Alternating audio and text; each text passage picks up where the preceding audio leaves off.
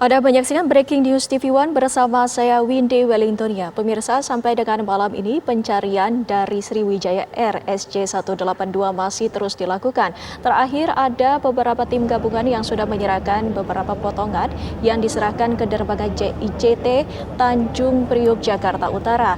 Temuan-temuan tersebut telah diserahkan ke pihak Basarnas dan saat ini yang bisa Anda saksikan bahwa temuan-temuan tersebut disemprotkan disinfektan untuk kemudian dilakukan pemeriksaan lebih lanjut dari tim DVI ataupun tim KNKT. Dari potongan-potongan yang telah dikumpulkan ini merupakan potongan dari mesin yang diduga merupakan milik Sriwijaya Air SJ182. Ini merupakan perkembangan dari temuan-temuan dari tim gabungan yang sebelumnya juga sudah menemukan beberapa bagian dari pesawat. Dari titik yang kemarin mereka telah temukan itu diperluas area pencariannya sehingga sampai dengan malam ini ada beberapa lagi temuan-temuan yang sudah dilakukan. Dan pemirsa, kami akan menyapa Gina Vita yang berada di KRI Semarang yang ikut dalam pencarian korban pesawat Sriwijaya SJ182. Gina, Vita. Iya Windy, untuk proses pencarian baik itu terhadap penumpang pesawat Sriwijaya Air SJ182, kemudian black box atau kotak hitam dan juga sejumlah temuan lainnya, ini memang dihentikan tadi sejak pada pukul 17.00 waktu Indonesia Barat, mengingat ini karena visibility atau jarak pandang yang kurang baik dan rencananya akan kembali dilakukan proses pencarian pada besok Selasa, tepatnya sekitar pukul 7 pagi waktu Indonesia Barat. Bagaimana hasil pencarian hari ini dan juga skema pencarian untuk esok hari? Kita akan langsung bincang malam hari ini bersama dengan Laksamana Pertama Yayan Sofyan dan Satgas Kormada 1 SAR Sriwijaya. Selamat malam, Pak Yayan. Apa kabar, Pak? Selamat malam. Baik, alhamdulillah. Bagaimana sebaliknya? Alhamdulillah baik, Pak. Semoga sehat selalu. Pak Yayan, kita ingin tahu untuk hasil pencarian terhadap sejumlah temuan, terutama black box, kemudian juga pertama black box dulu dan juga penemuan terhadap sejumlah penumpang pesawat Sriwijaya ini seperti apa, Pak? Terima kasih. Jadi kita dari Satgas Kormada 1 dalam operasi SAR dan evakuasi korban Sriwijaya ini memang kita laksanakan. Jadi kami sampaikan bahwa mekanisme yang kita laksanakan, kita di sini ada KRI Rigel. Jadi dari Pusi Dorsal TNI Angkatan Laut yang memiliki kemampuan teknis sebagai kapal survei. Dan tentunya itu dilengkapi dengan berbagai perlengkapan untuk melaksanakan pendeteksian bawah air. Nah, yang dilaksanakan adalah kemarin kita sudah melaksanakan sweeper terhadap area malam sebelumnya juga gitu. Jadi kalau malam seperti ini, para penyelam TNI Angkatan Laut kita istirahatkan sehingga stamina mereka besok sudah lebih baik lagi. Sedangkan pada saat malam hari, KRI Rigel ini melaksanakan pemetaan, melaksanakan sweeper. Dari mulai hari kemarin, areanya sekarang mulai dipersempit lagi. Oke, maaf Pak, saya potong. Area yang dipersempit ini untuk penemuan terhadap black box, kotak hitam, atau terhadap penumpang pesawat Sriwijaya Air? Kalau lokasi untuk pesawat terbang dan lain sebagainya, itu sebenarnya sudah kita ketahui. Namun demikian, melokalisasi, mempersempit area untuk menemukan black box yang dimaksud. Nah, ini kita dari mulai area 400 meter sampai dengan 130 meter, 140 meter dan sebagainya, makin dipersempit. Awalnya dengan menggunakan kapal Rigel ini, pada malam hari kita melaksanakan sweeping, terus kemudian diperoleh data-data dengan menggunakan HIPAP, peralatan yang ada di KRI Rigel. Terus kemudian siangnya kita melaksanakan penyelaman. Nah, penyelaman ini dengan menggunakan ping lokator. Jadi penyelam-penyelam Angkatan Laut melaksanakan siangnya data awal yang diberikan itu sebagai referensi dive spot oleh penyelam-penyelam TNI Angkatan Laut. Pak Yayan, maaf saya potong tadi. Pak Yayan mengatakan bahwa para penyelam ini menggunakan ping locator yang tentu ini untuk mendeteksi keberadaan dari black box. Nah, ini apakah sudah terdeteksi, Pak, untuk lokasi black box ini? Jadi begini ya, ping locator itu memiliki kemampuan untuk deteksi baik omni maupun direction.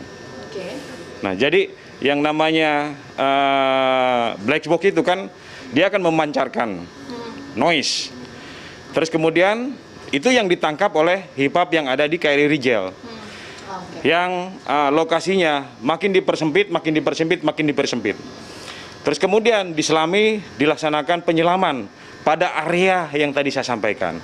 Dan ternyata ditemukan dari mulai kemarin tanggal 9, tanggal 10, dan sekarang sejumlah barang-barang pecahan-pecahan yang dari pesawat tersebut. Nah, jadi gitu. Terus kemudian bagaimana kaitannya dengan masalah black box itu sendiri? Itu kan black box itu memancarkan sinyal ya. Terus kemudian sinyal ini sebagai guidance ke lokasi tersebut itu menggunakan ping locator yang dibawa oleh penyelam-penyelam angkatan laut. Pak Ian, begini, tadi Pak Ian mengatakan bahwa lokasi ini kan sudah ditemukan, tapi kemudian lokasi tertutup area jatuhnya. Ya. Nah, tertutup puing-puing. Apakah kemudian ini yang menjadi kendala dalam pengangkatan black box meskipun lokasi ini sudah ditentukan atau ditemukan? Sebenarnya bukan suatu kendala. Kita hanya menunggu waktu dan sabar mohon. Karena bisa kita bayangkan dimensi sebuah pesawat bisa dan sebagainya, bisa terjadi impact dengan kecepatan yang tinggi sekali dengan kedalaman air yang hanya 15 atau 16 meter. Bisa kita bayangkan ya, temuan-temuan yang ada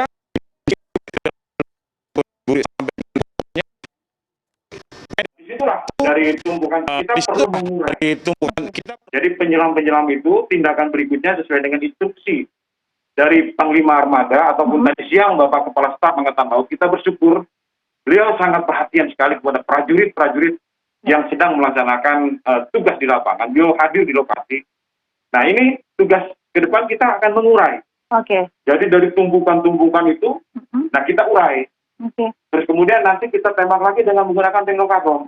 Kalau masih di situ kita urai lagi, ping locator lagi, urai lagi. Nah, mudah-mudahan kita bisa menemukan. Mudah kan? Saya minta doa itu. Ya. Pak, jadi besok itu kan kegiatannya atau fokusnya adalah penguraian ya untuk puing-puing yang meliputi black box tersebut.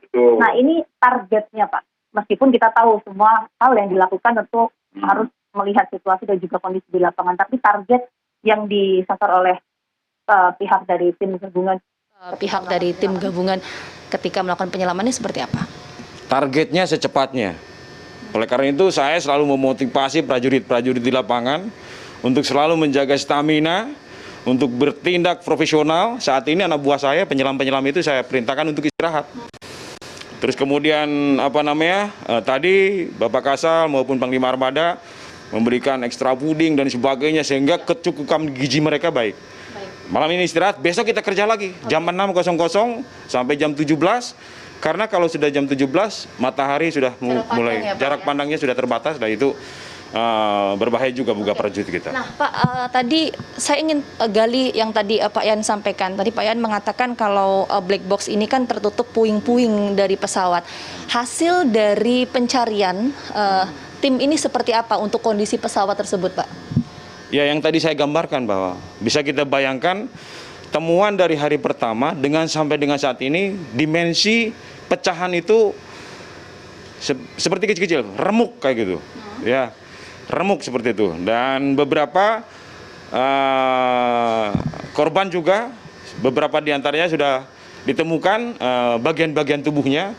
Memang kita akui, ya itulah yang kita bawa, yang diserahkan kepada tim DVI dari Polri. Dan di sini juga kita kerjasama, kolaborasi dengan Basarnas, dengan Aero, dan instansi-instansi terkait, KNKT juga ada di sini. Nah, seperti itu gambarannya bahwa pecahan-pecahan itu sudah tercacat dalam bentuk yang kecil-kecil. Ya. Untuk proses pencarian terhadap penumpang pesawatnya sendiri seperti apa, Pak? Tadi kan untuk black box sudah, untuk pencarian penumpang seperti apa? TNI Angkatan Laut mengerahkan sejumlah kapal perang. Ya. Jadi kita menggunakan radar, menggunakan visual, terus kemudian menggunakan rib itu skoci yang ada di perahu karet yang ada di kapal. Lihat secara visual dan alhamdulillah tadi jam 18.00 ditemukan lagi satu jasad tubuh manusia dan kita evakuasi ke JITC. Ya, jadi sampai dengan saat ini kegiatan SAR yang dilaksanakan sudah sejumlah, baik itu material pecahan dari pesawat itu sendiri maupun jasad daripada korban itu sendiri. Namun saya sampaikan bahwa sudah tidak utuh lagi. Ya. Baik, terima kasih sebelumnya Pak Yayan atas informasinya. Kita harapkan bahwa proses pencarian besok, baik itu terhadap black box ataupun terhadap penumpang pesawat Sriwijaya Air ini bisa berjalan lancar sehingga bisa memberikan kepastian kepada para keluarga yang saat ini tengah menanti kepastian dari keluarga dan juga kerabat mereka. Sekali lagi terima kasih Pak Yayan atas waktunya telah bergabung bersama kami di Breaking News TV One. Semoga sehat selalu. Amin. Itu tadi Windy dan juga pemirsa sedikit perbincangan saya dengan Pak Yayan, bahwa satu hal yang di-highlight ini adalah untuk proses pencarian terhadap black box besok ini adalah untuk mengangkat puing-puing yang kemudian ini menutupi black box sehingga sampai saat ini belum juga bisa terangkat meskipun lokasi dari dua black box tersebut ini telah ditemukan. Windy. Baik, Gina Vita, nanti kami akan kembali ke Anda untuk mengupdate lagi informasi terkini dari sana, dan pemirsa Breaking News TV One masih akan kembali usai jeda pariwara berikut ini. Tetaplah bersama kami.